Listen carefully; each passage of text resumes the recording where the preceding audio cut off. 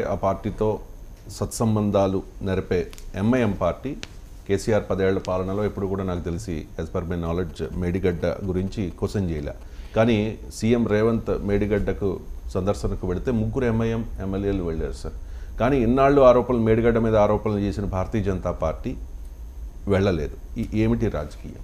అంటే మిత్రపక్షంగా ఉన్నప్పుడు కూడా అడపాదడపా బీఆర్ఎస్ పైన విమర్శలు చేసిన సందర్భం కూడా ఉంది. ఎంఐఎం ఎప్పుడు కూడా వ్యూహాత్మకంగా ఏం చేస్తుందంటే తన కోర్ కాన్స్టిట్యున్సీని రిటైన్ చేసుకుంటూ తన పొలిటికల్ మైత్రి కొనసాగిస్తుంది. అంటే ఒక రకంగా ఈ దోబూచలాట అంటారు, దాగుడు మూతలు. సో ఈ దాగుడు మూతల రాజకీయం, దోబూచలాట రాజకీయం ఎంఐఎంకు మొదటి నుంచి ఉంది. అందువల్ల రైట్ నాయిసెస్ చేస్తూనే ఉంటుంది, రాంగ్ పొలిటికల్ మూవ్స్ నిర్వహిస్తూ ఉంటుంది. అంటే wrong in the sense ethically wrong, but politically వాడికి ఉపయోగపడేది. అందువల్ల అధికారంలో ఎవరుంటే ఆ పార్టీకి ఊడిగం చేస్తూ, ఆ పార్టీకి సహకరిస్తూ, ఆ పార్టీ సహకారాన్ని పొందుతూ తన రాజకీయ ఉనికిని కాపాడుకుంటుంది. అదే సమయంలో ఇండిపెండెంట్గా ప్రజల సమస్యల్ని, పొలిటికల్ ఇష్యూస్ను, పబ్లిక్ ఇష్యూస్ను రైజ్ చేస్తూ తన ఇండిపెండెంట్ ఎగ్జిస్టెన్స్ను, తన కోర్ కాన్స్టిట్యున్సీ ఇంట్రెస్ట్లను డిఫెండ్ చేస్తూ ఉంటుంది. ఇది ఎంఐఎం యొక్క లక్షణం. అందువల్ల 2004 నుంచి 2014 మధ్యలో కాంగ్రెస్తో కలిసి ఉన్న, 2014 నుంచి 2024 మధ్య బీఆర్ఎస్తో కలిసి ఉన్న, ఇప్పుడు మళ్ళీ కాంగ్రెస్కు సహకరిస్తామని చెప్పిన ఈ రాజకీయ వ్యూహాన్నే ఎంఐఎం అనుసరిస్తుంది. ఈ అనుసరించేటువంటి క్రమంలో ఇప్పుడు ఇంకో అడుగు ముందుకేసి మేడిగడ్డకు వెళ్ళడం. మేడిగడ్డకు వెళ్ళడము వెళ్ళకపోవడము అనేది ఒక సింబాలిజంగా మారిపోయింది. ఎందుకంటే మేడిగడ్డ సందర్శన కాంగ్రెస్ పార్టీ ఎందుకు పెట్టింది?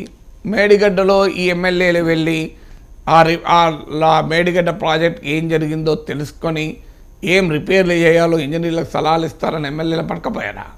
ఎమ్మెల్యేలకు ఆ ఇంజనీరింగ్ పరిజ్ఞానం ఉంటుందా? కానీ అదొక పొలిటికల్ యాక్ట్.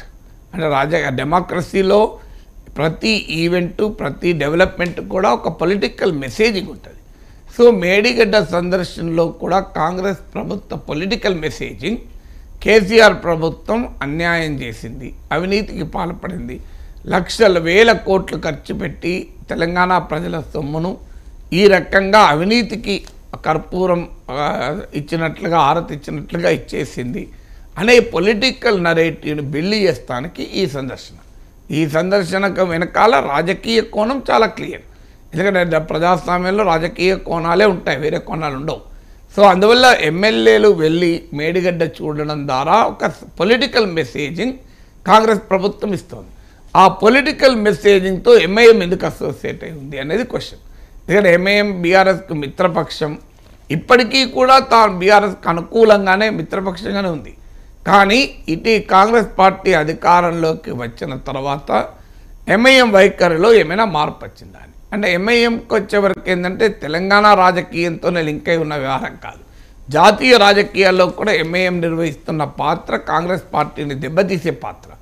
అందువల్ల రేవంత్ రెడ్డి ఇక్కడ ఎంఐఎం కలుపుకోవాలనుకున్నా జాతీయ నాయకత్వం అనుమతి లేకుండా జరగదు. ఎందుకంటే దేశవ్యాపితంగా కాంగ్రెస్కు, ఇతర సెక్యులర్ పార్టీస్కు ముస్లిం ఓట్లు రాకుండా చేసి ఆ ముస్లిం ఓట్లను తన వైపు తిప్పుకొని పరోక్షంగా భారతీయ జనతా పార్టీకి సహకరించే వైఖరి ఓవైసీ తీసుకుంటాడు.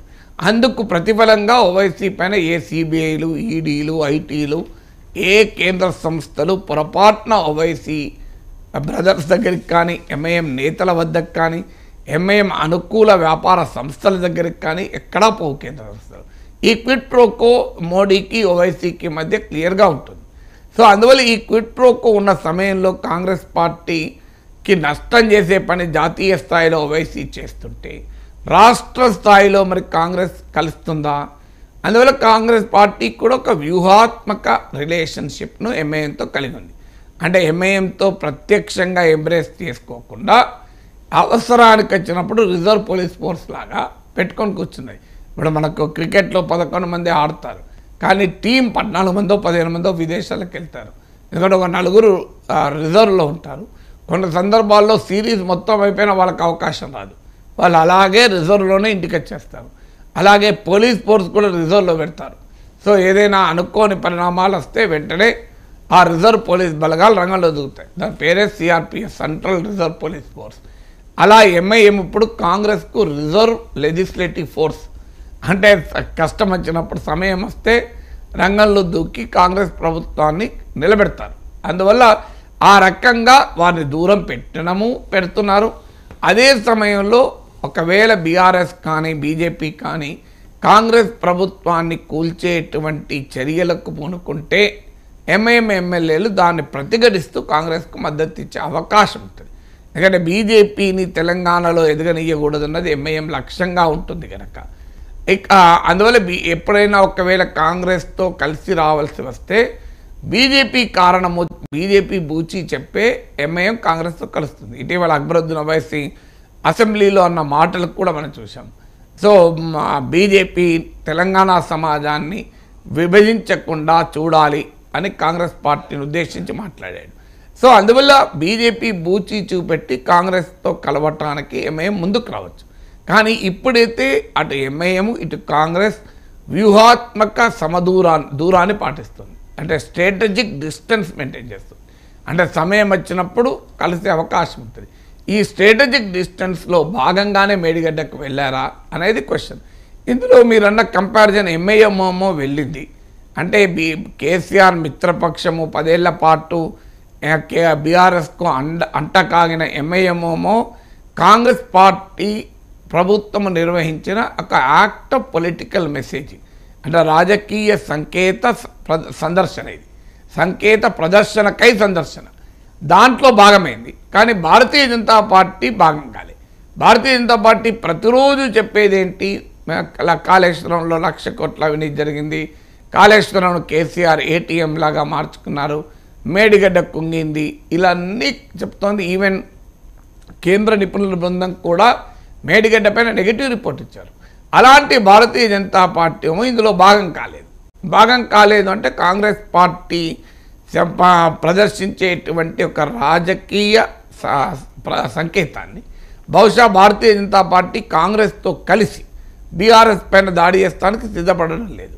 ఇంకో అనుమానం కూడా ఏంటంటే ఎక్కడో రేపు లోక్సభ ఎన్నికలకు ప్రత్యక్షంగానో పరోక్షంగానో బీజేపీ బీఆర్ఎస్లో కలవటానికి అవకాశాన్ని కొట్టిపారేయలేము.